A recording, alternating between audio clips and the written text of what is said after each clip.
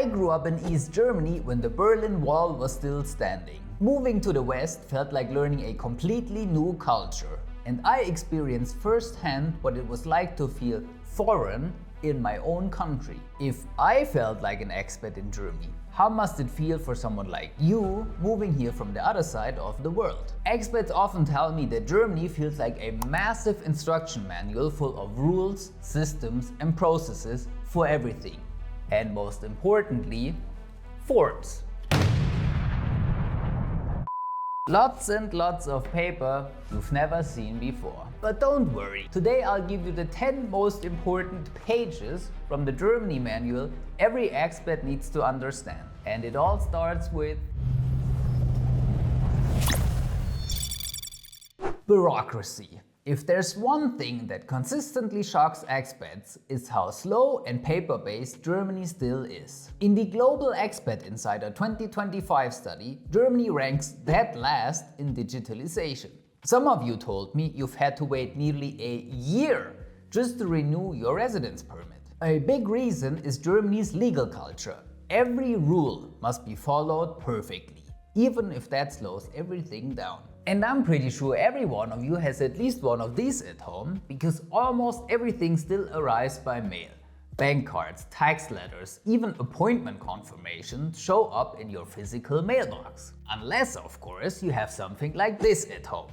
That's a fax machine, by the way. Let's talk about your salary next. Because in Germany, your gross salary is not what actually lands in your bank account. Many expats are shocked when they see their first payslip and realize how much disappears. And there are two main reasons for this. The first is taxes, which depend on your income and your tax class. The more you earn, the higher your tax rate.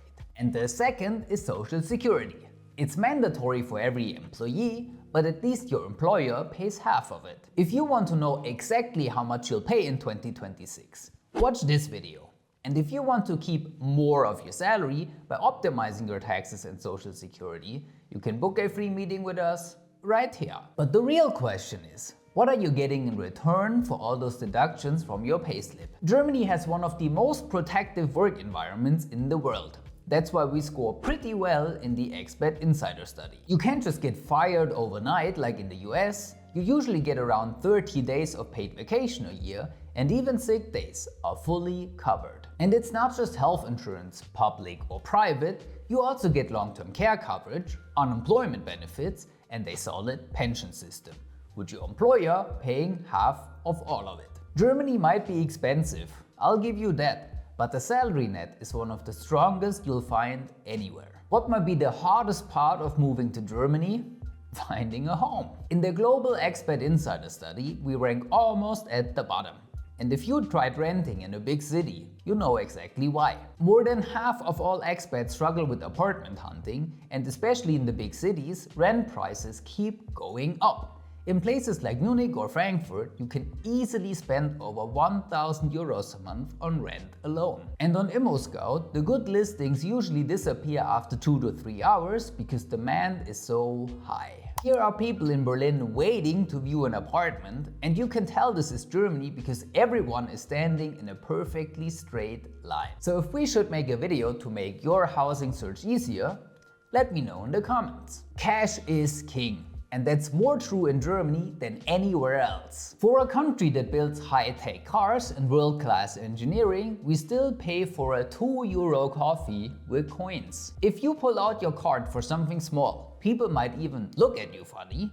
And in lots of small shops, cafes or bakeries, you can't pay by card at all, or only above a minimum amount. Some places accept some cards, but not others. Makes total sense, right? And yes, your bank card, PIN, and even your account information usually arrive by physical mails. The good news is, you can now open a fully digital German bank account with zero paperwork. You'll find the best options with up to €200 opening bonus in the calculator on our website, linked in the description. What's taken more seriously in Germany than anything else? Rules. Order, structure, discipline.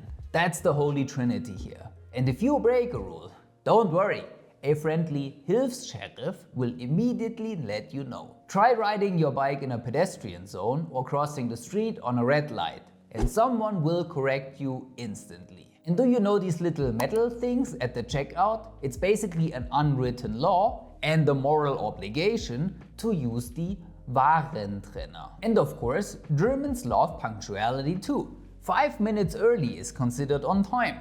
Except for the Deutsche Bahn, of course, where you're lucky if the train is only 5 minutes late. And arguably the most important rule is that Sundays are quiet time, so shh.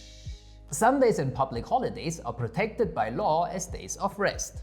That means almost every store is closed. Sometimes it feels like the whole country shuts down.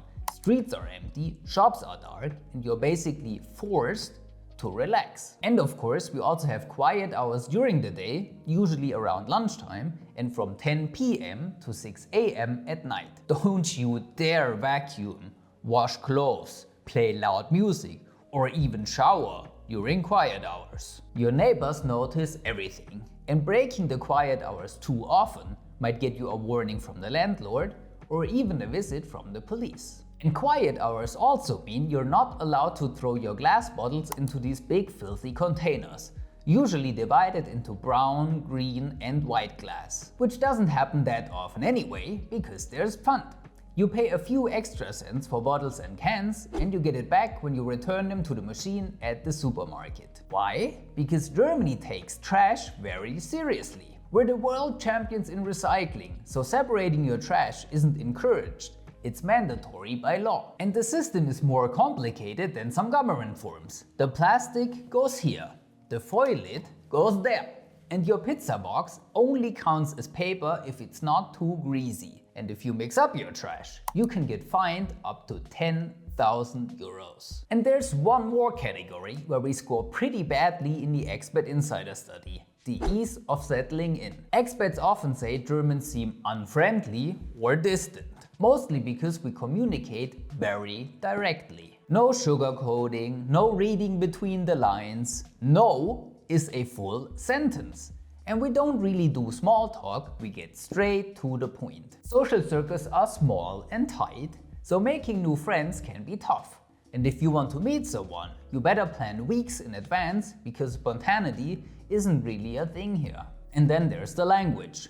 German is tough, and sometimes it feels like we make it difficult on purpose. Take umfahren and umfahren. One means to drive around something, and the other means to run it over.